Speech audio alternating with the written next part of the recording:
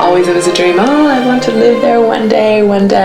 And I always just, I was so intoxicated, especially with Rome. I was too afraid. I was like, no, it's so far away. But the internet wasn't, there. You didn't have those resources. We didn't know anything about it. But certainly I loved the idea of Italy, but I was a little afraid to do it. And then, put that dream in my pocket and forgot about it for a while.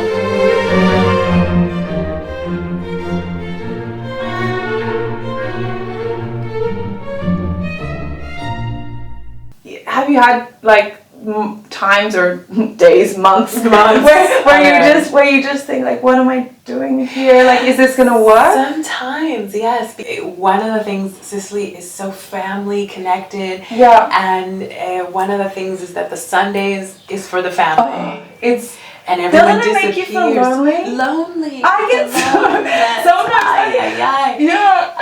And everyone disappears to go to Nonna's house or with their cugini, and they're gone all day for this long meal, and they sometimes forget to invite you along. Or if you're the new girlfriend that they're just starting to see, it's not the time yet to bring you to the family. Exactly. Yeah. So then Sundays, you're not going to see him. And you know what? There is nothing that feels as lonely as an Italian city on a Sunday.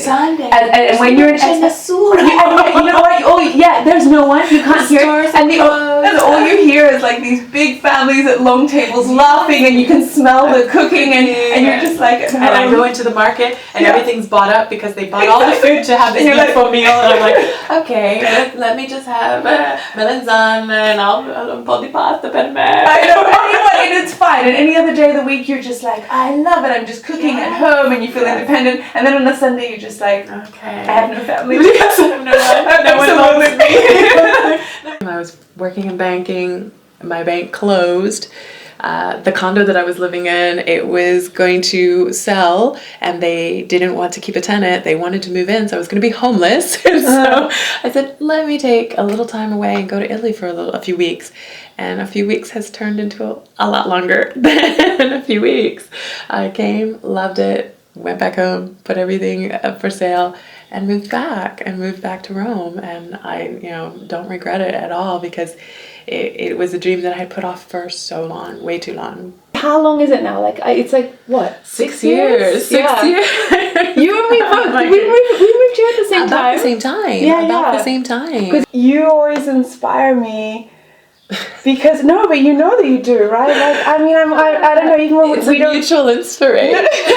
No, but because you're so strong and capable, and feel like you need that, right? People can think, you need to be whimsical and a romantic to be in Italy, but I feel like you also need to be pretty emotionally strong. Yeah, so much that. Yes, you do need it, but you gain it as well here too. It just invigorates you and gives you that that gladiator strength, kind of being in this city. If someone is very structured and too rigid, maybe Italy's not for them. Maybe they need to live in another country. Yeah, right. My advice would be, no. You might be a little too frustrated to live here for vacation. If you haven't got the personality type that can just bend, adapt, make it work, find it, see the silver lining, you're not going to survive in Italy. I don't think. No, I don't think so either. I've had friends who came here, and they were gone after a few months. Oh, really? Yes, because they just like, no, it's too stressful. I can't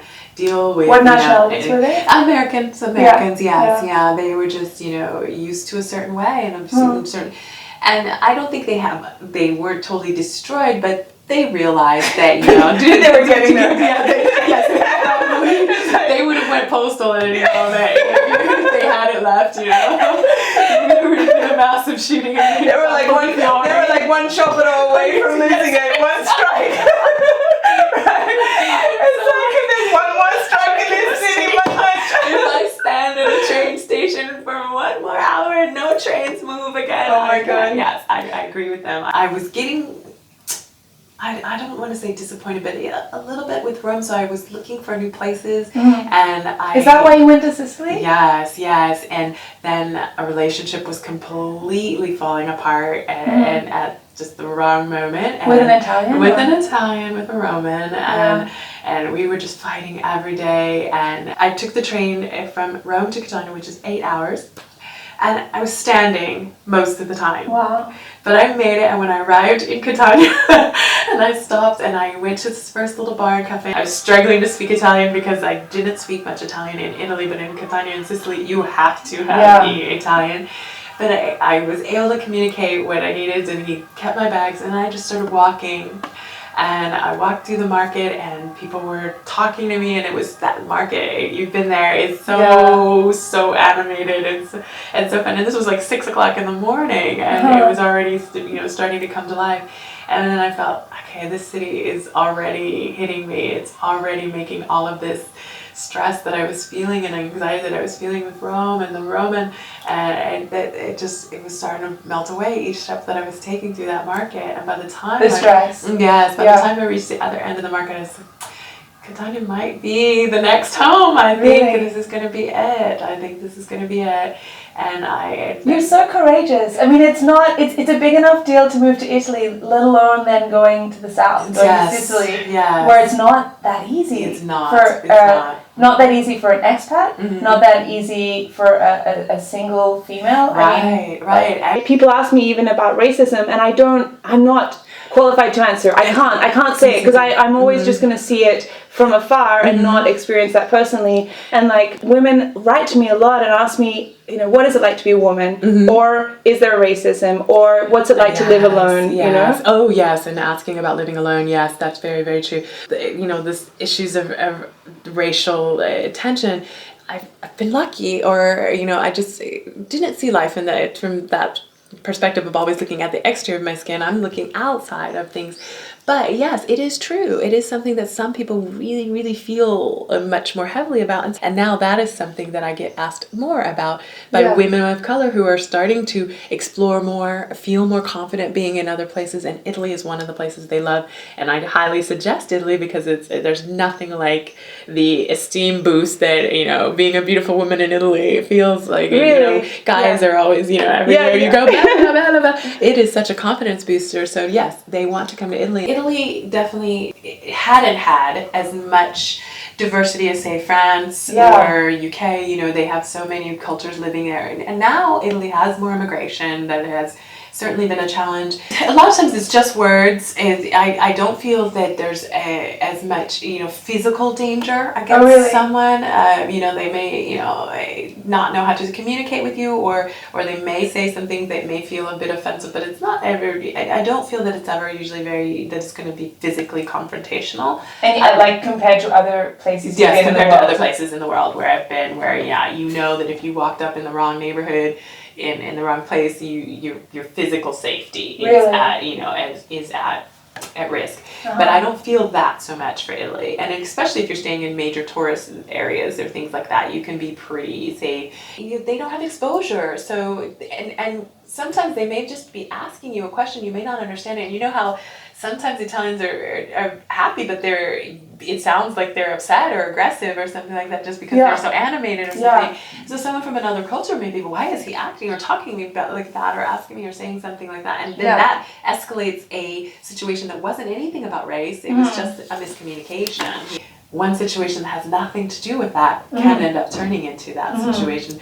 So people just have to stay calm about it. I think because of, let's face it, like economically, Italy's not in a good place. There is a huge problem with unemployment. Exactly. And that makes people sometimes take it out on the wrong person. A complete stranger. Exactly. Like you're yes. Like, excuse me, wait a minute. I started a business here that gave people jobs. I'm sorry. I know, exactly. How am I taking your jobs? But, of course he doesn't know that. He's looking at me and thinking, okay, maybe she's working in some other mode, and that might have been a job that should have gone to an Italian. I know. And I'm the same thing. Like, I've never taken anyone's job. I've always just created my own business. But it is...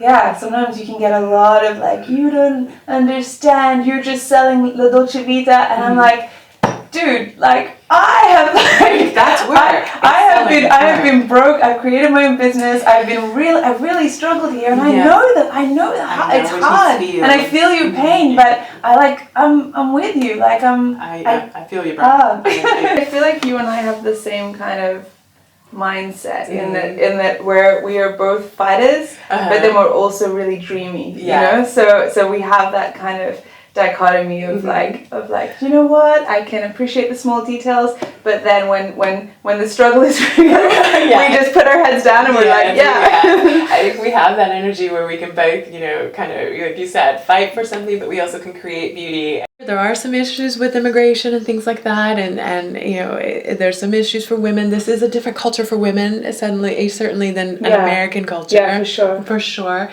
It has its, you know, blessings because they really do focus on your femininity and appreciate that. You know, it's like, it's a great feeling when you have a little kid just look at you and go, Bella. You know, or Mommy, che bella donna. You know? I find women often do say to me here, you know, they're like, sei bellissimo, you know, like, and so I really feel like oftentimes Anglo-Saxon women can often say to me, "Oh, those Italian men, they're so lascivious," and it's like, well, no, actually, there is a real appreciation of beauty across both genders. Yes, and young to old, like I said, when little kids will just stop and take a double take at you, it's like, who taught them that to look at that? And it's not lascivious. It is something that they're just appreciating something, and it comes out of them so openly, you know. It just comes out so easily that they'll go, oh, Bella. I know that a lot of Anglo-Saxons and a lot of sometimes the black girls that have come here and visited, they are uncomfortable with all the looks and the stares. They're like, why are they staring at me? What is it? Why are they looking? Like, that's the Italian way. Like, people watching is a sport here. I know. They don't mean anything by it. When I'm riding in the train or on a bus and we pass something beautiful, you hear people say it out loud. Che bella. They just saw something beautiful, the scenery, certain parts of the interior of Sicily, when you're just riding on a bus just to get from one city to the other. The greens, the blues, the golds that you see all mixed together. It does make you want to say it out loud. Bella, you know.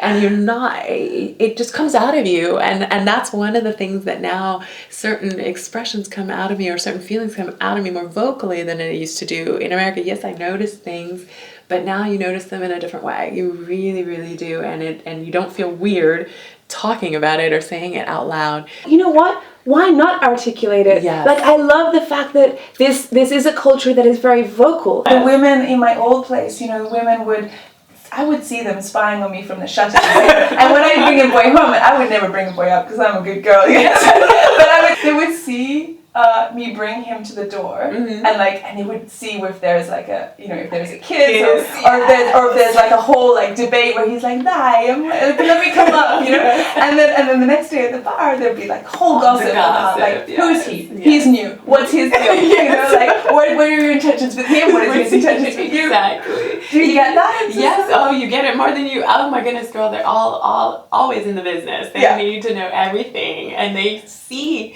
everything, and they've created their own stories and dialogues about people. And I certainly, I have my wonderful gay friends that come to visit, and if they stay the night, then that's my lover, my new lover, and he's the man for me. And you know, fortunately or unfortunately, my gay friends are so gorgeous. I have a beautiful gay friend, Brian, and he comes to visit me every year in Rome, and he's like, Kylie, here in Italy, I feel like my gaydar is totally off. Because they're all well dressed. Yes. He said, so I don't understand who's straight, who's gay. And then also, and they're all staring at everybody, so they're cruising. Exactly. You must have friends who say to you, Tamara, like, I'd love to just do what you do and like pick up and make a life. And you've like made a business as well. Like, what do you say to those friends who say like, oh, I'd love to do that, but I'm scared?